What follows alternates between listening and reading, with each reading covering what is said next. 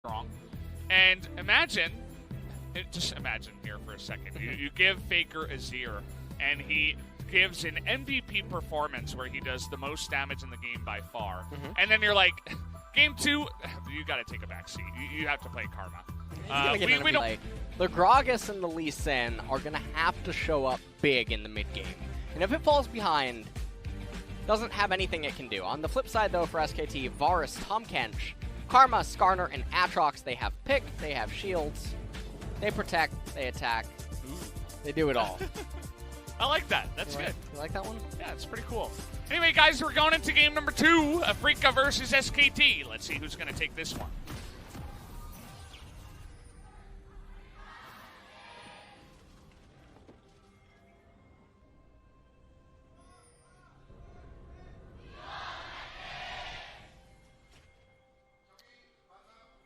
Here we go. We're going to meet the game, as the Korean caster did just say it. As, yeah, we're invading a little bit here. Silas can be pretty good at that, as SKT decide, well, we'll do the same thing. Gonna take some spires down and have a bit of fun, get some wards down.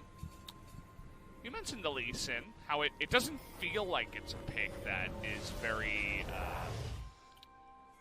effective at the pro level.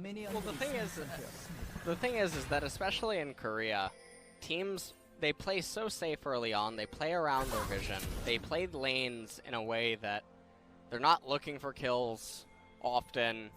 They're not looking for super early aggression. They're not trying to manipulate lane states. And so it becomes difficult. This is actually really awful for UCal. I actually don't know what he's doing. The Karma has... Baker got 4 Klepto procs. The Karma has a rune called Kleptomancy, so... Yes. A little bit peculiar why he wanted to try to go blow for blow right there. So overall poor decision, but like I'm saying about Lee Sin, it's very hard to make him work, and then he ends up being diminished to a kickbot. And I mean, you can try doing stuff like this, trying to do red to level 2 or red to invade. Ooh. Lit is kind of in a weird spot, though. Had to start Wolves alone, actually. Steady and effort were down here on the bottom side, so... Dread is going to take advantage of that. He's going to get a nice little head start here in the jungle. Probably get the 3 buff down onto Clid. Karma actually rolled a green ward on the Kleptomancy. You know what would be amazing? Is if you could roll the old pink ward. That would be nice. Yeah. All right. Let's get that. Let's get that back. Yeah, let's get the control ward out of here. Yeah. Come on. Control ward. Ridiculous. Yeah. Sounds All like right. an Apple product. How about a swift gank into the mid lane? Can he land it? The flash comes in. Q here lands. Stays right on the cusp. Yeah. Of when Dread would be able to reactivate Q to get some auto attacks off. But they want to maybe set this up. UCal whiffing. And now Faker's going to be able to heal right back up, get more Kleptomancy procs. This is the cool minigame. You know what? I actually really like the minigame on Karma. I think Kleptomancy is such a cool ability. It's fun. It really is, yeah. If you're playing the Karma, it's fun. If you're not playing the Karma, it's not fun. And, I mean, that is one of the objectives of the Riot Balance team. Try to take away stuff that is unfun to play against. But this is kind of a hard one to crack. It's been around for a bit. They also like to take away stuff that is fun to play against, you know? So it's sort of like, you know, it's trying to play Yahtzee or something. Do you have a specific example of something that was fun to play against but was taken away? Ooh. Like a good matchup or something? Oh, let me think about that. Hold on. No pressure. We'll have some time for you. Zephyr think. is in a bit of trouble here. Has to flash away. Dread going 1v2 here. Does he have the damage? As Kaisa actually just kills him, and Dread goes in alone. Nearly goes down and pays the price for as he got stunned on the backside. And this all kind of rolls into going for the Scuttle Crab that just spawned down here. Or actually, this is the second one. So Dread is going to be able to get both in the end here in the jungle. And so right now, Afreeca, they start off with a slight advantage here. Ooh, that's Prestige Akali, right? Kind of looks like it, yeah. Yeah, that is. It's about letting them know, Valdez. Most important thing. Now, I always tell you that. All right, go home, get yourself, buy the Prestige Akali skin. Okay. Doesn't matter if it's $100. Yeah, that's fine. Okay? About letting the opponent know. About the mental warfare. We take a look at the replay here. Effort, he just gets completely gutted, and you have to wonder what they're doing in this lane position. As I love that. You can see that they really did want to get the Scuttle Crab, but in the end, they were not able to. He waited until the gray health was down to flash in Q and auto. Yeah. It was very well played from aiming. Good knowledge of exactly how long that's going to last. So, you come up with any examples, or still thinking over there? I think... I mean, all right, so they've tried to kill Aatrox, but I think Aatrox is fun to play against. He is fun. I think that is a fun and exciting interactive matchup where you have a lot of stuff. Yeah, there's a lot of abilities that encourage trading in the lane that you can play well as the Aatrox, but play well against as the opposing champion. I would agree. I think Zoe's kind of fun in mid lane to play against. Well. No? Am I alone in this, or? If you take Cleanse, I suppose it's not that bad. And if you're not taking Cleanse, you're kind of trolling. You know what? I actually really enjoyed playing against Tom Kench in top lane. Oh, back in the day? Even recently. Well, yeah, back in the day. Like Tom top lane was an extremely fun experience for all involved. I'm a big fan of that one. But meanwhile, in this game, though, Afreeca, they're going to get the Cloud Dragon here at 6.5 minutes, which is quite nice, I guess, for the Lee Sin, helping him run around the map. That's very good. And it's extremely important as a jungler to have that extra movement speed just to make sure that you're where you need to be at a specific time. As you can see, the lane state, not super bad, actually, for SKT. The wave will come in. As Faker comes over to help Leash with the Scuttle Crab. And if we're wondering, well, why is SKT not looking for anything early on? It's because the onus isn't on them to look for anything. They scale. But Afreeca trying to look for something here. Glid level 5. TP is going to be coming in now, though. Teddy over the wall, but he's going to be hunted down by the Lee Sin. Nicely done by Dread to be in position to get that counter gank on and pick up the kill. Yeah. And now, Glid looks like he's going to have his blue buff stolen away. And Ucal, he has Karma ultimate from the Sylas ult. So we'll take a look at what ends up happening with it. As Faker just continuing to shove waves over and over. Yeah, the Karma not too unhappy with taking the blue buff away. I mean, she even was able to roll a mana pot. You know, she's doing just fine with her lost chapter to just push it in, have that blue stolen. The jungle farm is going to be similar, right? We're going to be trying to get in here onto Ucal, just lining it up for the rest of his teammates there with Glid. Not moving an inch after getting that impaled down. That looked really easy, 3-on-1. Oh, and Dread actually walked up for those two minions, but gave Faker chances to roll some Klepto. And he's going to crash in the wave. Ucal has teleport, though, so he's going to be able to come right back. You know, speaking about Kleptomancy, what is the best Klepto you've ever seen? The best... like effectiveness of it. Rolls? Yeah.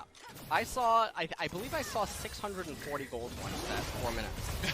that was very impressive. Oh, that's great. Yeah. That sounds like some fun gameplay. Yeah. Glad I wasn't part of that. It was on a Sona.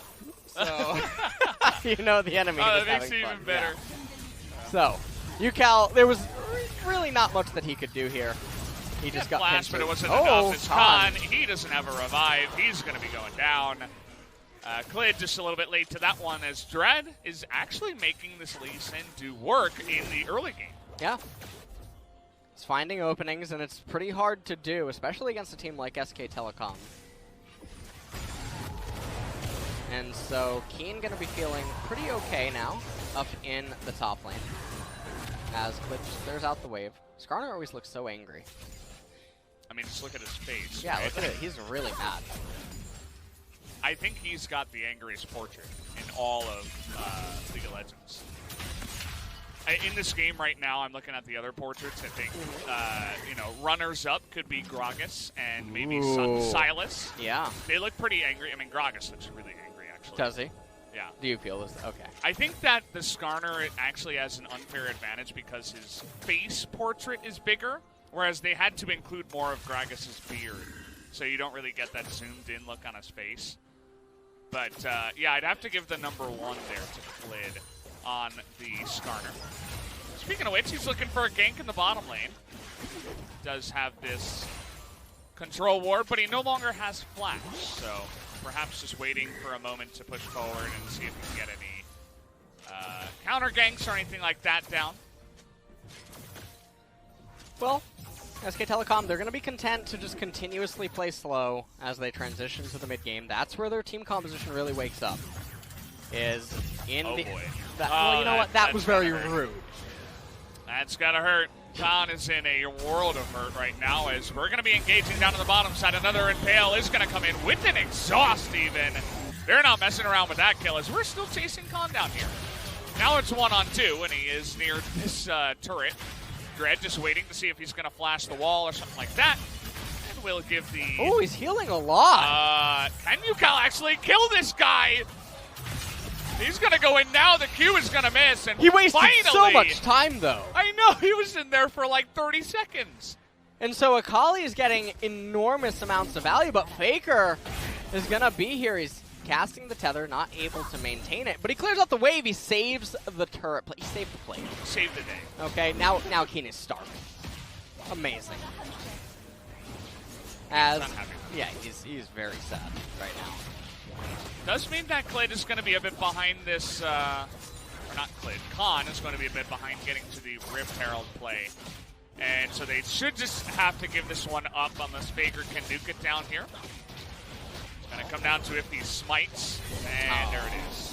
Faker doesn't even go for it there. Cheater ability. Yeah. Imagine being allowed to use smite. It's ridiculous, huh? Yeah. Well, Cloud Drake is going to be taken away by SKT. They're down a bunch of gold, which is not ideal, but at least they're able to pick up a Drake here. Big question is how much can Afreeca roll in terms of extra gold with, you know, the kill, some denied CS, maybe a couple of plates. As we'll take another look at the kill on the bottom side. King's Corruption comes out. And a nice attempt by Sen and only knocks away Teddy, but then Klid said, actually, you're coming back here with us. Relatively simple kill. Oh, man, they're just bullying him. I thought they're supposed to be referees here. Oh, he knew. Good read by Khan. Yeah. He's going to put down that ward, and we will be denied from having Shelly come down just yet. He sniffs it out. And the laning phase is going to resume, so. 1.3k is the gold deficit for SKT. Mountain coming up in 4 minutes. Both of the team compositions really need that Mountain Drake. Also, Lee Sing. What? Lee Sing. Okay.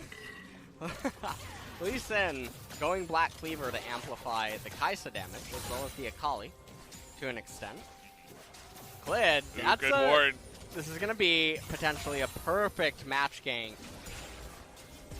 Or a counter gank. Okay, so they see it coming in now. Teddy thinking about moving forward, but not yet. We got Yukal down here as well. Right now, 4-on-3 in favor of Afreeca.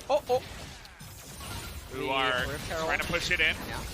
Now remember, Faker and Khan both have TP. We could get a little bit of a fiesta.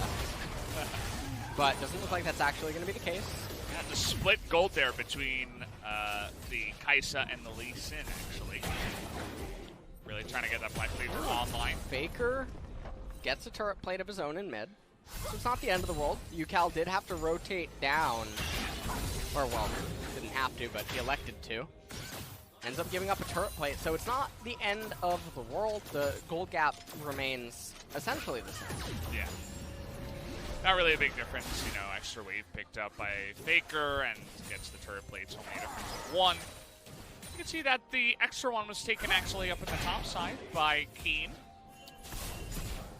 So that's where that extra little money comes in here. But very stable game, this one. There have been a lot of kills, but it hasn't been blown wide open yet. Dread. Yeah, Cliff thinking about it now. Faker in a lot of trouble here. Just going to be bounced around from kick into belly. As Senin is going to put him in his place there. So a nice little set kill there. 3-on-1 once again, giving Faker a little taste of his own medicine. Dread now going to see what he can maybe get inside the red side jungle. As teleport now coming in from Teddy. Okay, well, we're trying to turn this one around now. Nice cask. That was perfect. Able to get them both out of there. No Impale was actually used in the play. And they are struggling a little bit now to stabilize the game state. Afreeca, they're doing a pretty good job thus far. The issue is are they going to be able to thread the needle in the mid to late transition somehow against this team composition? Because Karma is just going to continue to ramp up, and a lot of their damage is cooldown based. So, depending on how Faker plays out the team fights, aiming is going to need to show up big on the Kai'Sa. As the is that music? Yeah, it's KDA Kai'Sa Prestige. Oh. Or I don't play not with Kai'Sa. game sounds on, so I never get to hear these things. You know. You need Take a to look listen here. to Yeah. The poker chips. As it was just a nice setup game here on a Faker. Faker, that was a very unfair ping pong. Okay. Skinny blind monk kicks frail cultural woman into large. What do you mean? That's the best you could do, cultural woman. Okay. Into large. We'll just leave it at that. How about that? Large beer drinker. That's that was the storyline. I wonder of what that. it feels like to be kicked and slapped straight into Gragas' belly, though. I wonder if it's comfortable. You know. I mean, he's wearing something on his stomach, so probably Oh, not. probably not. It's probably just more of whatever he has in his cast. You know, he comes prepared. You know, you get the cask, and you get a little bit something extra, a little bit, of the good stuff in the front, and see what you can do. As Dread has actually been having a really nice early game here. And once again, is going to stopwatch. Nice try with the cast, but this guy is dead meat. Down will go the blind monk, as Aiming's playing his own game up in the top lane. Yeah, he is. Look at Kai'Sa. Might actually not be that bad if he takes out that turret, but the Mountain Drake absolutely will go SKT's way. As trade here in the mid lane. Not much of a trade, though, as are they even going to kill Khan here? He's going to be able to flash away from that one. A bit of a mistake, I think, not fully committing to picking up that kill, and that means Khan gets away. Yeah, they're really messing up the kills onto Khan this game, not respecting the Aatrox healing. And it has to feel pretty bad. Now, SK Telecom, they get the Mountain Drake, and that'll allow them to complete the Sand Dragon right now via the Cloud and Mountain. Thank you very much, Valdez, for coining that term earlier today. As Clip comes in here, and Lee Sin goes golden as if he was going to have a way out of this, but... Good dodge by Clip. Yeah. He knew it was coming. He knew. Gragas can be a little bit predictable. Oh. Dread now. Trying to set something up sneaky, but SKT no.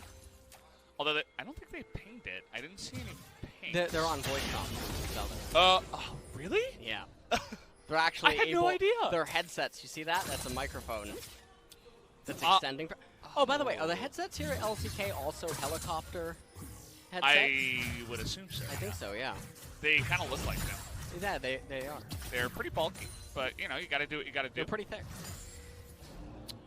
Very thick. Have you ever ridden in a helicopter? No, and I don't think I. You never will? Want to. I have a fear of heights, so I do too. Not a big fan. But I was looking to see if Seoul had any of those like helicopter around things. Yeah, tours. Yeah, the helicopter tours. But I don't know if they actually do. I know when I was visiting Hong Kong about 5 months ago, they have it. And I wanted to do it. That's pretty cool. Yeah, I wanted to do it, but I found out that they had it as I was driving to the airport to come back to Korea. Oh, that sucks. Yeah. It's pretty expensive, though. I will It tell you is. that. You got to pay for what you're getting here. Yeah, you really do. As Keen doesn't want to use that perfect execution to escape, so he's fast enough to get away from that one.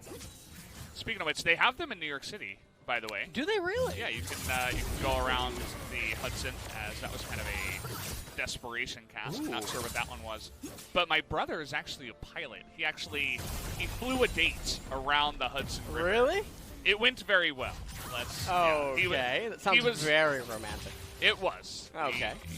I think that's one way to definitely impress. So all you guys out there, just grab your pilot's license and you'll be on your way. Did he have his own plane? No, Helicopter? he rented out. Oh, he rented? Yeah. Okay. Very nice. Yeah. Very nice. I mean, if you want to make an impression, right, that's one good way to do it, as aiming is going to flash away here. And out he goes, but I love how Clid this game has been extremely active. He's all over the map. He's using Predator just to get in the face of the enemy, always threatening an impale. Yeah. And he's been very high percentage kill rate with that ability so far. And now Khan is going to pick up the bottom tier 1 turret. It does look like. I do not... Yeah, Keen's not going to get there in time. And at this point, SK Telecom, they're just going to stall all the lanes and allow this to keep scaling. Righteous Glory going to come in on Clid. Karma already has her obnoxious items. And Varus with Blade of the Rune King and Runons already, which is a little bit surprising. Get followed up like that. Trying to get in there, using Varus against them with that Xylus. Got double TP coming in now as Khan. Not quite able to continue the fight as Afreeca, seeing the double TP, decide we are not going to take this one, but in he goes again. Nearly able to get that second knockup on the UCal. This is the really scary part of the game because the Karma is so powerful if she plays backline and basically utilizes her mantra Qs to deal the damage to whoever's trying to access the Varus. And her shields are going to be so obnoxious against these cooldown-based champions. Yeah. On the side of Afreeca.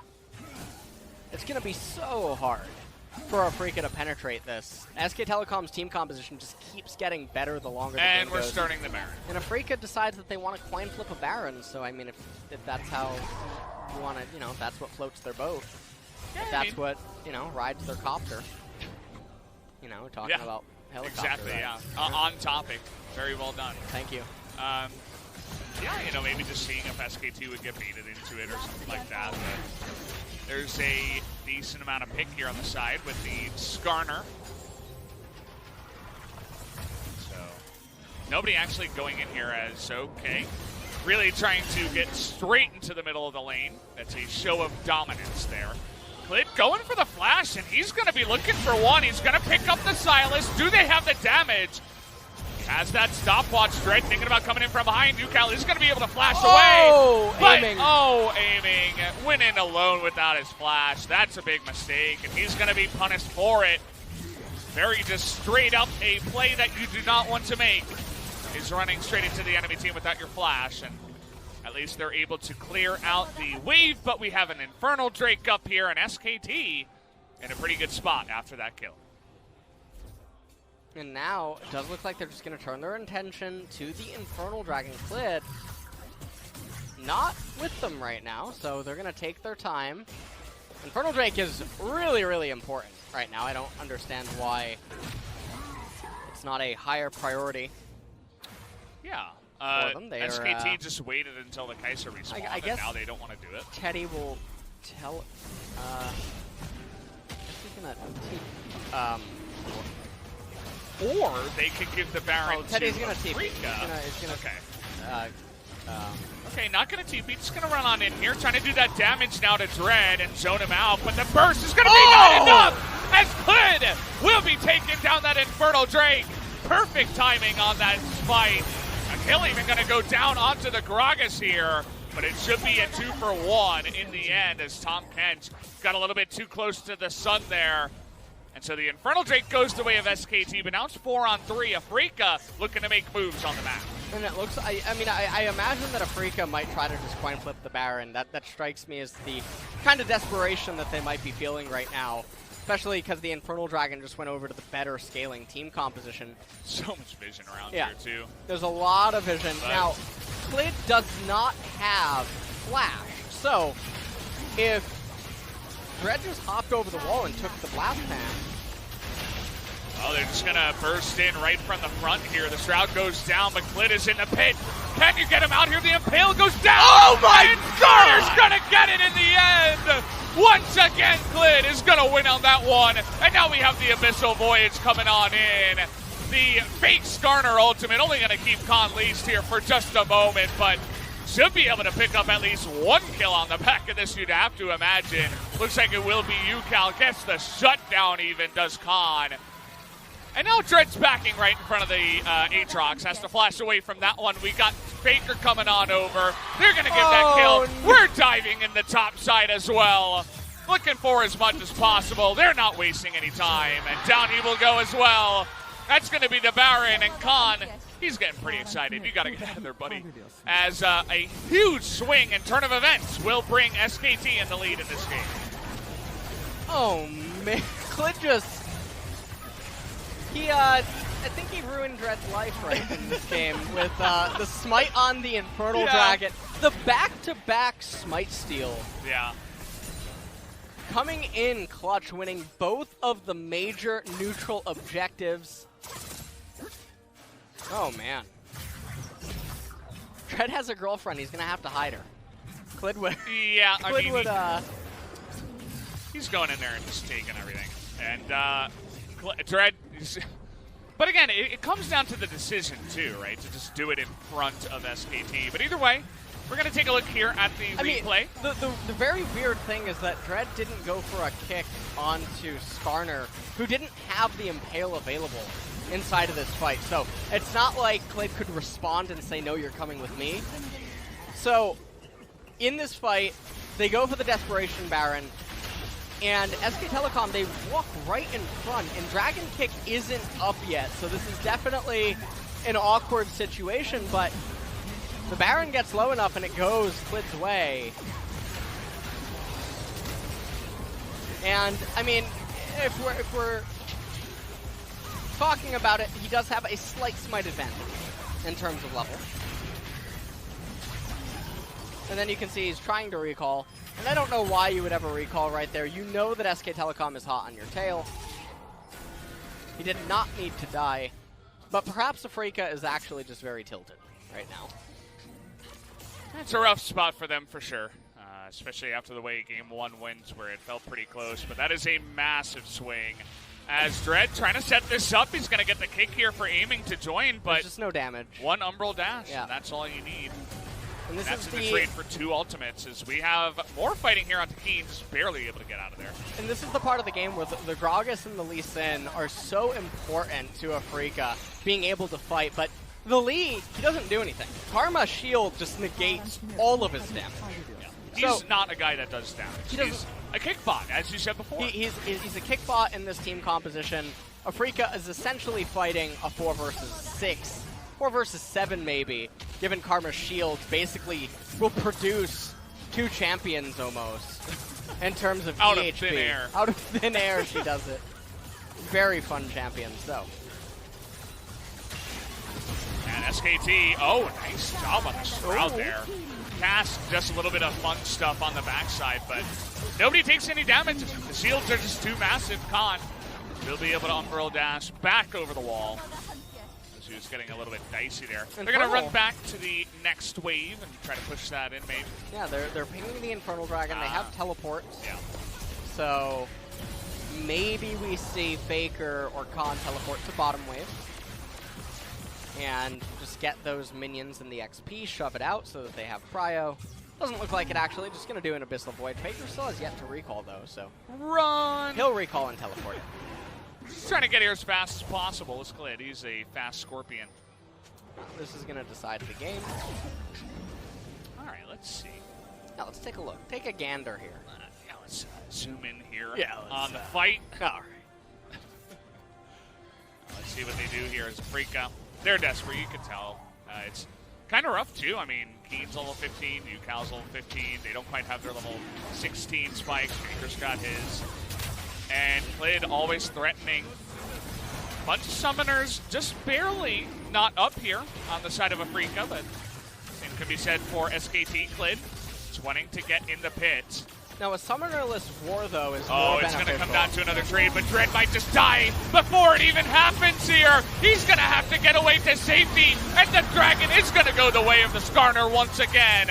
Effort's going to be low, but look at Khan in the front line doing insane damage here. Finally, UCal is trying to do something in the back, but it's a little bit too late, as SKT just too far ahead in this game, even without their 80 carry, just running straight at the Afreeca bottom side. Trying to pick up some more kills here. He was going to land on a Dread, and he is going to go down. Keen here might be able to get away with a cheeky shuriken, but they're going to actually chase him down. He's going to go down too. So that's the Infernal, and a bunch more kills in the pockets of SKT. And Karma now, I mean, her shields are just so obnoxious in situations like this. They're able to tank that turret for days. Now they're coming into mid lane. They're going to be able to raise this turret for sure. Teddy has teleport. Ooh, but it looks like, they want to just get the Baron. Instead, playing it Captain Careful. I like it. You know, you don't want to get caught out taking some weird damage on the backside by Kai'Sa. Might as well just take the big objective off the map. You're going to be able to burst it down really fast. No chance for Afreeca to answer it, so this is going to be the same straight-up play. Here you go. I want to ask you, do you think this is the worst day of Dread's life? You know what? I mean, it might be. It could, this is probably a game that he will remember. Guy's just been suffering all game long. Yeah. Take a look at Clid. He gets in there, he's attacking it, and I mean, Dread doesn't even have the opportunity to go into the pit. He had his eyes on the prize. And remember, Atrox Nuff, by the way, over here. All the healing on the World Ender. It's so obnoxious, the healing. The guy just frontlines for days. Yeah. I mean, Teddy died so early in that fight. We didn't really highlight that, but he was in the pit. Effort had to flash and devour him, and then he immediately died because it's, you know, it's Lee Sin, Silas, and Akali. So after that devour with low health, you're just going to die immediately. And they still demolished the fight. They didn't even have their 80 carry doing that much damage. And SKT, I mean, they come out ahead. They have double Infernal Mountain and Baron buff right now, bolstering everything for them. As Khan's going to recall right in front of their face. He has teleport available. All right, here we go. Okay. Let's see. Can we catch the Aatrox? I don't know what Afreeca's doing. They can't the answer's catch him from that distance. And UCal, he's going to have to stop what? Zonya's 1v3. That's got to feel good. Their Nexus is an objective. Guys, your base. Yeah. Your base, you're taking a lot of damage. SKT now going to rotate in the mid lane as Khan by himself going to take out that top turret. Okay, just trying to engage on the Clid. That seems like a mistake. Keen here looking to do something all alone. He lands the Chain of Corruption there on the Dread, who once again is going to go down. And Khan still with the GA, just frontlining. Keen, he's got no more Shroud. He should be going down here as well. And that should do it. Aiming and Zenon will survive on the back, but it does not matter as SKT will be going on to their 9th victory in a row in sets here in the LCK. A massive comeback of epic proportions here for this team. They want to make it to playoffs, and they want to make it to Worlds. They take the 2-0 victory over to Freecs tonight, and they make it look easy. Yeah, and they are on a tear. After Rift Rivals, everything just sort of coming together. And you know what, Valdez? You got any insight into this one? I guess it actually has to be Click just because his smites. Otherwise, it would probably be Faker. Most likely. You think so? Yeah, but you know what? We gotta spread the wealth here. What is that? That's 13. They want 13 game winning streak. You know, all these drawings, none of them include Pengu. I know. What's up with that? I don't know. I mean, we're playing the mod on the TFT What is your favorite Pengu, by the way? I don't use Pengu. Get out of here with your Pengu. You're just like, you know, you're like the 90%. Everybody uses Pengu, right? I don't want to be like that guy that's not like the other guys. You're like trying to be a hipster, but you're not really a hipster? No, not really. No. I use the Mold Diver. he's good. He digs graves. I mean, you can dig the graves for the champions Pengu, as they die. God Eternal is the best one. God Eternal. Yeah, God Eternal. What do you mean? What do you mean? I had never heard of that one, but Yeah. maybe you can show me a little bit later. Let's go to the As highlights. yeah, quick roll of the highlights before we talk about God Eternal Pengu again. As Dread, he had a good early game. We talked about Lee Sin and what he can do as long as the early game has some action. But it feels like that quickly ended after about 15 minutes in this game. Well, Afreeca, they were getting advantages early on, but it just wasn't enough for them. They needed to accelerate further ahead. Interestingly enough, they actually needed a Morello, or they needed the Mortal Reminder on Kaisa, or Lee Sin, something to reduce healing, because Karma's shields are just going to be absolutely insane with the Athenes as well. And there's just so much going on inside of the fight. You know, probably a pretty serious condition if I'm advocating for Morello. But nonetheless, this was the first steal on the Infernal. That's where he broke his back, and then he broke his neck a little bit later when he stole the Baron. It got pretty nasty, pretty quick for the jungle difference.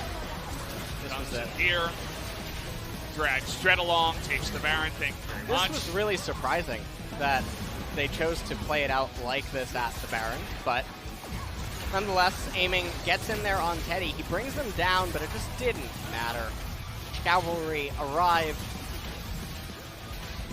and then just the absolute disrespect recalls out of Keen and Dread. It just makes no sense. It looks like they're tilted. That's pretty much it. And how about one more time for the boys? All right, one more time for the boys. Yeah. Teddy actually got kicked in. Okay. So Teddy, I was wondering how he got in the pit, and now in the slow motion I was able to see how he did, but he was quickly assassinated. Teddy dies instantly Yeah. inside of the pit, and then aiming, I mean, the healing. Khan's health. Yeah, look at Khan's HP. I mean, by the way, nerfed, by the way. Yeah. Very Yeah, big thank you. nerf. This just makes me sad for 960. Oh, no, wait. Competitive is always 2 patches behind. Or balance is always 2 patches behind competitive. That's the way Balance, that it works. you mean like PD? No, balance. Like, champion. Balance. Patches. Oh. Yeah. They always wait 2 patches to respond to competitive. Ah, okay. So- I see what you mean. Atrox maybe gets nerfed in 970. Yeah. We'll see. But let's see what they had to say here at the end. 사인 로프, 사인 로프. 잠깐만, 천천히 봐. 아칼리 봐줄게, 아칼리 봐줄게. 안 봐도 되긴 해. 잡았어. 사인 로프, 사인 로프. Golly, everybody has no flash. That's the majority of what they're saying. This guy no flash, that guy no flash.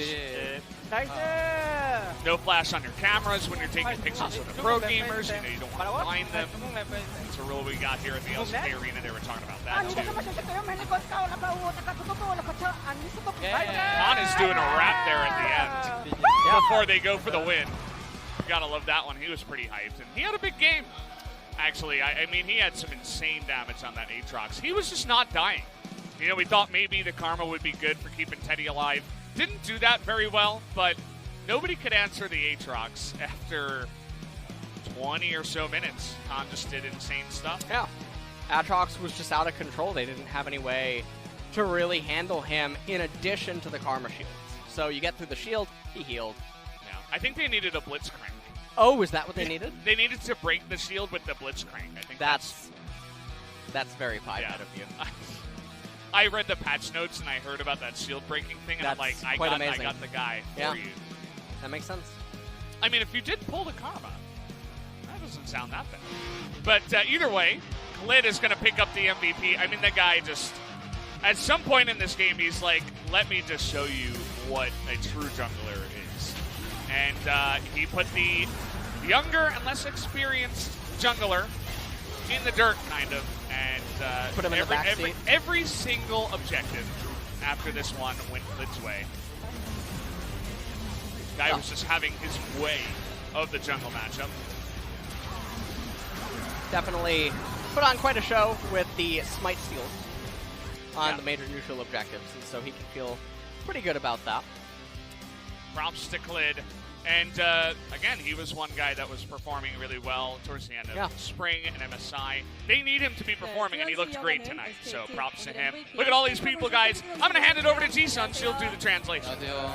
Thank you very much, guys. This is Ji-sun with the Deliver Translation, and we'll be hearing from Faker, Clit from SK Telecom. Faker, another victory goes to your pocket. 뭔가 좀 예감이 안 좋았었는데 I actually felt quite bad before coming to the game. I had bad feelings, but it's a big relief that we were able to get this win. What about you, Clit? So it's really a good news that we were able to maintain this win streak. So going back to game number 1, you guys actually led Corky through the ban phase, and you guys just force picked Rakan. Well, effort is really good at playing Rakan aggressively, so that's mainly why. And also, we also trust our bot duos, so that's why we tried that kind of draft today. Faker, your Azir in this summer split is undefeated. So we want to know more about the Baron shot call. Who made that decision? We have a mic check over here. So Faker saying the opponents are too far, so just come to Baron. And other players were like, we have enough damage. So other players also said like, Cannon can do TP, but Faker actually said, we don't need Cannon TP. So Faker keep telling Khan that he doesn't really need his TP to join the Baron burst. That was the perfect timing. So why did you say we don't need Cannon TP? Well, does that mean Khan doesn't really matter much in the Baron try? In that kind of situation, top laners dying doesn't really matter, you know? If we get the Baron, it's a profit for us, so we thought he won't be that necessary. And in that kind of situation, it's really normal to just try Baron. So I don't find anything special in that try. However, I mean, you are being really humble, but your shot calls are really on point. So how are you able to like make decisions so quickly and precisely? Did you practice or you're just natural born? Well, I had a lot of failed Baron tries in the solo queue, so I was really practicing hard. So moving on to game number 2. Well, the early game was a little bit challenging. So as a jungler, as a jungle player, did you think that you guys will be able to turn the game around? Because we had the scaling comp, we weren't really too nervous about the game state. So even though some of the players got some stats on their scoreboard, we weren't really rushing. So game number 2 was about your smite stills. So we have another highlights. He just casually walked in and just took the Baron. Because I knew Lee Sin didn't have his ultimate, so I was trying to use my ultimate on him to not able him to use his smite, so I was easily just able to just smite in and steal that away. And Faker also, you played Karma in game number 2 for the first time in the summer split. Well, Afreeca, their competition was about going in, so that I went Karma for their counter plays. And also, well, actually, I was going Kleptomancy, but I guess maybe Yukal didn't have many gold stacks in his pocket, so I wasn't able to pick up a lot of golds out of the rune. And I saw you like dancing when you were just bullying Azaya, recalling game number 1. Do you kind of enjoy that play? Maybe for fun, a little bit, and also, yeah, as a player, we kind of enjoy it. It was for fun.